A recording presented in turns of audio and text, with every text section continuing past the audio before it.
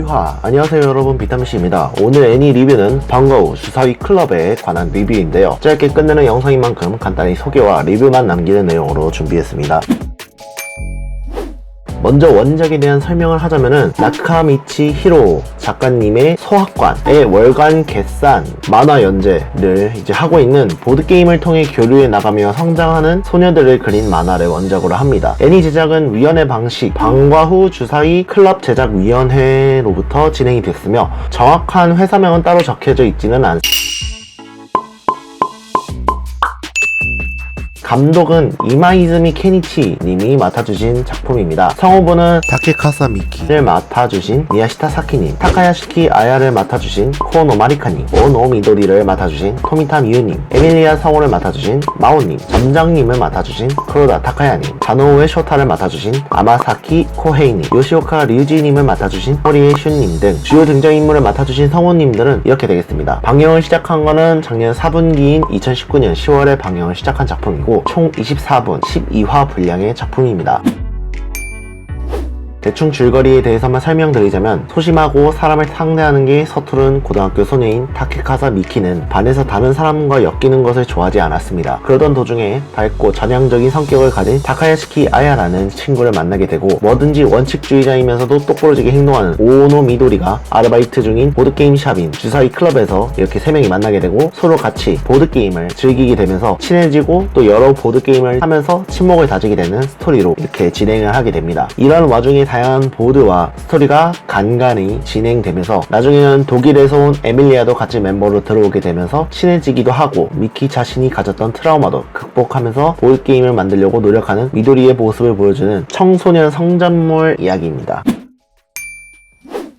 일단 나쁘지 않았던 작품인 것 같습니다. 소재 자체도 보드게임을 가지고 한 거라 질리지도 않았던 것 같습니다. 보드게임에 관한 룰 설명과 그에 맞춰가는 스토리는 나름 재밌게 봤던 것 같습니다. 저는 그냥 무난무난하게 봤지만 보다 보면 살짝 루즈한 느낌이 있습니다. 심심하다고 해야 할까, 뭐 그런 느낌이에요. 그래도 자신이 가졌던 컴플렉스를 넘어서는 미키의 모습이나 언제나 밝은 모습에 기죽지 않는 아야나, 자신의 꿈을 향해 앞서 나가려고 노력하는 미도리의 모습을 보면 성장물로서도 잘 표현해낸 편이지 않나 싶습니다. 근데 미키 같은 경우는 원래 애가 소심하다 보니 보다가 더 답답함을 느낄 수 있는 부분이 없지 않아 있는 것 같기도 하고, 성장물이라는 부분을 보다 보면 낯간지러운 스토리를 내는 경우가 있어 좀 보는데 유치하다는 느낌이 들기도 했습니다. 물론 그게 보드게임이라는 소재와 합쳐져서 그리 심하게 나타나는 편은 아닌 것 같았습니다. 소재에 관한 이야기를 하자면은, 일단 보드게임이라고 하는 부분인데요. 여태까지 일본 애니를 보면서 보드게임과 관련된 부분이라고 하면은 일본 전통 게임을 소재로 한 쇼기, 뭐 용왕이 하는 일이나 3월의 라이온이나 아니면 뭐 카루타,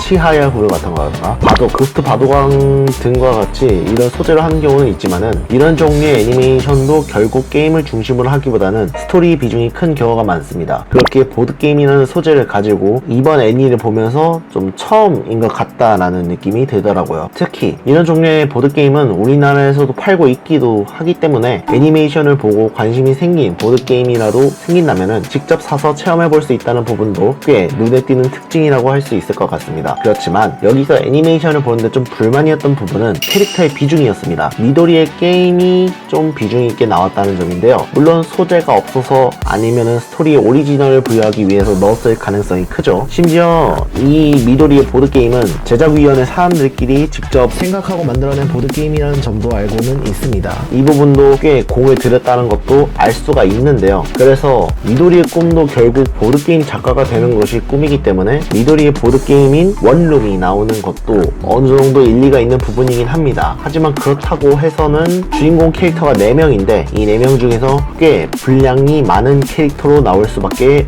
없게 되는데요. 처음에는 미키를 중심으로 시작해서 미키가 주인공인 줄 알고 있지만 미키가 만나는 친구들이 점점 늘어나게 되면서 이 4명의 캐릭터가 메인 캐릭터로 활동하게 되는데, 그 중에 스토리를 보면은 비중 있게 다루는 게 첫 번째 미키, 두 번째 미도리일 정도로 미도리의 보드게임이나 스토리의 비중이 꽤 컸습니다. 아야나 에밀리아도 아예 공기 캐릭으로 쓰는 게 아닌 어느 정도의 비중이 있게 나와주는 캐릭터들이지만 아야를 메인으로 다루는 스토리가 에밀리아도 도중에 멤버로 참여하게 된 거라 에밀리아도 그렇게 크게 비중 있게 다루지는 않는데요. 결국 비중 있게 다루는 것은 저 두 인물밖에 없어서 스토리도 특정 인물로 편향될 수밖에 없다는 점이 매우 아쉬운 부분이었습니다. 미도리의 보드게임 원룸도 그렇습니다. 미도리의 이야기를 하기 위해서 비중 있게 자리를 잡다 보니 이화 분량을 미도리의 보드게임이 원룸이 차지하게 되면서 이게 현실에 있는 보드게임이 아니라 애니 내에서 오리지널로 나온 보드게임이라 직접 플레이도 할 수 없다는 부분이 단점이 되지 않을까 싶습니다. 오프닝 엔딩도 그닥 마음에 들지 않았고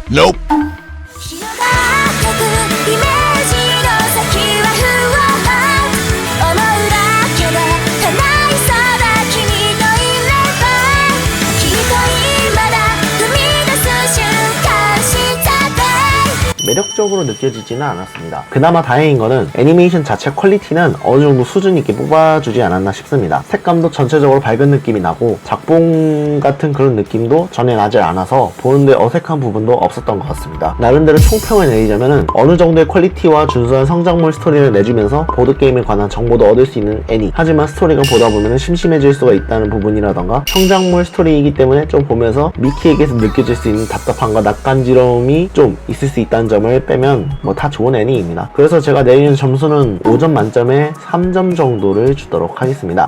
뭐 무난한 내용이고 볼 애니가 없다면은 색다르게 한번 보는 것도 추천합니다. 영상 봐주셔서 감사하고요. 다음엔 또 다른 영상으로 뵙겠습니다. 다음 영상을 기약하며 오늘은 여기까지. 빠이!